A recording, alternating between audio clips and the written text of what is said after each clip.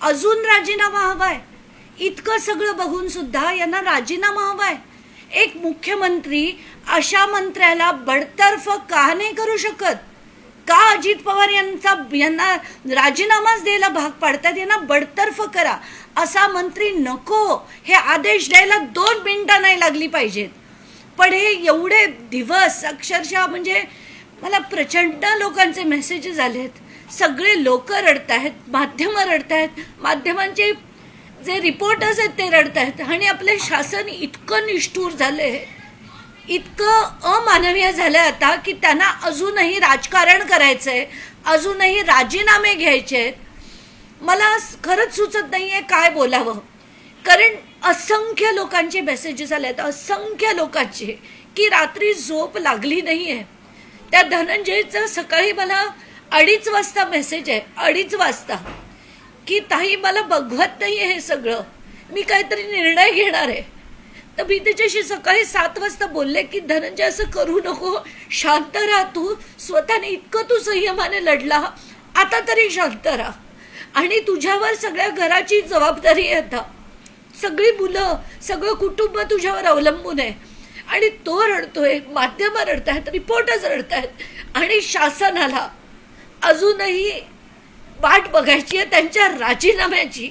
Wow wow, मला काय बोलावं खरंच कळत नाहीये. कंटाळा आलाय मला या राजकारणाचा. राग येतोय, वीट येतोय, चीड येतेय, सगळं होतंय. आणि मला असं वाटतंय की आता प्रेम, भावना, संवेदना सगळ्या संपल्या आहेत या राजकारणाच्या.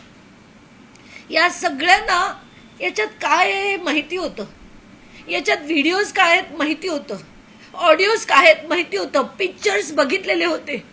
तरी एवढे दिवस त्या थर्ड क्लास कराडला, VIP ट्रीटमेंट त्या थर्ड क्लास कराडला, त्याला अजूनही स्पेशल चहा, जेवण, त्याला हातकड्या नाही. का नाही मला खरंच कळत नाही.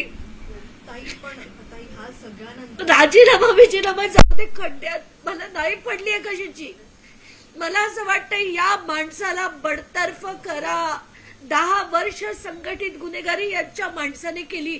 आणि खरं तर मी आता थोड्या वेळात प्रेस कॉन्फरन्स घेणार होती आणि एक पुरावा दाखवणार होते, पण त्याच्या आधीच आता माध्यमांचे सगळ्यांचे मेसेजेस आले की नाही, मुख्यमंत्र्यांनी त्यांचा राजीनामा घेण्याचे आदेश दिलेत.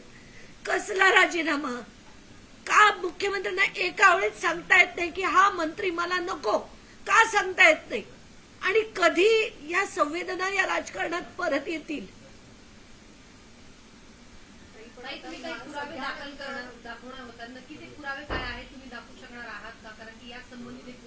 आता नाही करू शकणार आहे, कारण मला ते करायला तयार करायला अर्धा तास हवा होता, पण झाला नाहीये.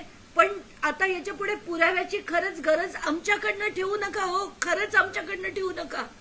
आम्ही सगळं शोधून शोधून तुमच्या पुढे मांडतो, पुरावे मांडतो. मग आधी म्हणे पुरावे मिळाल्याशिवाय राजीनामा नाही, मग सिद्ध झाल्याशिवाय राजीनामा नाही. काय तुम्ही काय लॉर्ड लागलात आमचे?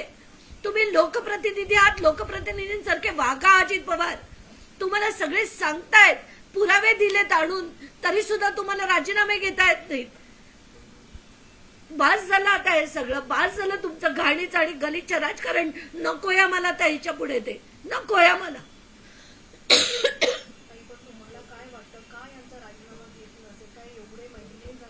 सगळे तसेच आहेत ना, सगळे तसेच आहेत.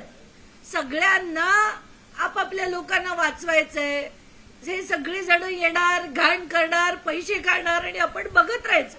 सगळ्यांनी वर काही बोलायचं पण नाही आहे ना.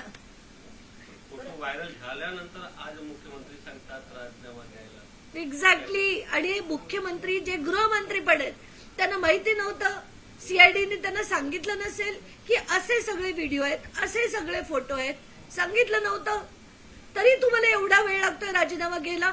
तरी त्या कराडचा CCTV बंद होता जेलमधला, तरी त्याला सगळी सरबराई त्याची होत होती. काय समजता तुम्ही? सामान्य माणसानं समजता काय? हे शासन काय समजतं आम्हाला? आम्ही भिकारी आहोत, थर्ड क्लास लोक आहोत, की आमचं चिडून कोणी गेलं तरी त्याच्यावर कोणी कारवाई नाही करणार.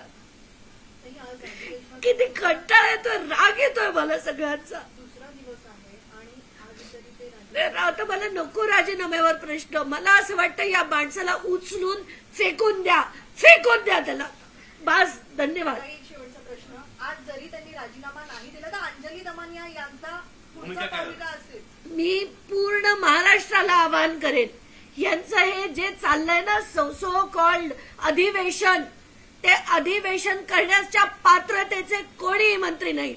उद्या सकाळी जर आज यांचा आता राजीनामा नाही, बडतर्फ केलं गेलं नाही ना, पूर्ण महाराष्ट्राला जे लढले, जे जरांगे पाटील अमुक तमुक जे लढले आणि जे सामान्य लोक लढले, सगळ्यांना माझा हात जोडून निवेदन आहे, उद्या सकाळी आपण अधिवेशनावर पोचायचं. यांचं अधिवेशन बंद पाडायचं, आपण बंद पाडायचं.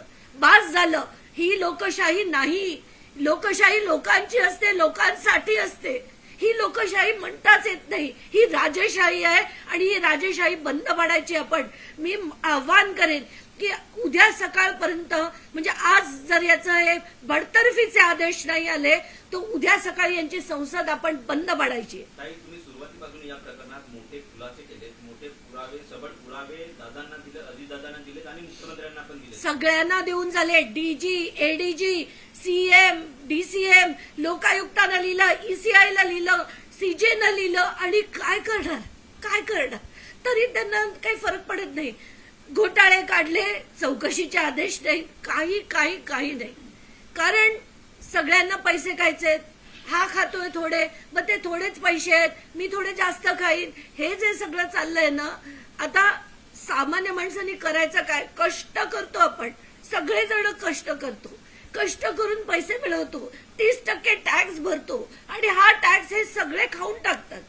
उठतो तो खाऊन टाकतो, उठतो तो आपल्याला मारतो, चिरडतो, खून पाडतो. पोलीस स्टेशन मध्ये जातो, पोलीस दखल घेत नाहीत. पोलिसांना पण हफ्ते पाहिजेत, अमुक पाहिजे. हे लोक खंडणी मागणार. लोकांनी बिझनेस करायचे कसे? तिथल्या लोकांचे मला मेसेज आहेत की आमच्याकडनं हफ्ते मागितले जातात, खंडणी मागितली जाते. पोलीस स्टेशन मध्ये गेलं, पोलीस रेकॉर्ड करत नाही. आपल्याला ना सिस्टमिक सुधार करण्याची गरज आहे. अख्ख्या सिस्टमला नीट करण्याची गरज आहे. सगळ्यांची डोकी ठिकाणावर आणण्याची गरज आहे. असा देश आपण आपल्या मुलांसाठी ठेवणार का? हा प्रश्न प्रत्येकाने विचारला पाहिजे, प्रत्येकाने. आणि लढायला शिकायला पाहिजे. घरात नका बसू. काय उखाडणार आहे ती माणसं? काल ते धनंजय मुंडे म्हणतायत की माझ्या विरुद्ध जे बोलले त्यांना मी नीट धडा शिकवेन. शिकवा, मी तुम्हाला ओपन चॅलेंज देते. मला जो धडा शिकवायचा शिकवा, जो जे करायचंय करा. असेल हिंमत बघू आपण. सगळ्यांविरुद्ध लढण्याची ताकद ठेवते, मी ताकद ठेवते. ताई, तुम्ही सबळ पुरावे दिले होते. मुख्यमंत्र्यांनी आणि उपमुख्यमंत्र्यांनी तुम्हाला आश्वासित केलं होतं की मुख्यमंत्र्यांसोबत भेटून या प्रकरणात पूर्ण जो सोक्सो लावला जाईल तो एकत्रित केला जाईल, पण अजूनही टोलवाटोलवीच पाहायला मिळते. ते टोलवाटोलवीच करणार ना, त्याच्याकडनं अपेक्षाच का ठेवायची? का अपेक्षा ठेवायची की ते धनंजय देशमुखला न्याय देतील? का अपेक्षा ठेवायची की त्या मुलांना, सगळेजण गेले होते सीएमना भेटायला. खरं सीएमनी त्यांच्या घरी जायला हवं होतं, त्यांच्या घरी जाऊन घ्यायला पाहिजे होतं, पण नाही गेले कोणी. ते नाही गेले. का नाही गेले? आणि त्यांना आश्वासन तिथे गेल्यानंतर तरी दिलं होतं की आम्ही त्या मुलांची, म्हणजे तुम्हाला न्याय देऊ. असा न्याय 3 महिने लागतात तुम्हाला.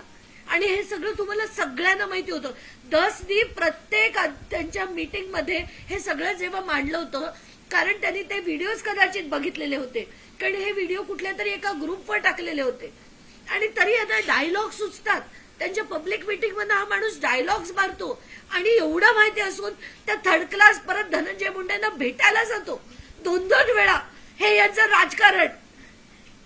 बास यार, बास. आता खरंच माझ्याच्या नाही बोलवणार. प्लीज नको बोलूया.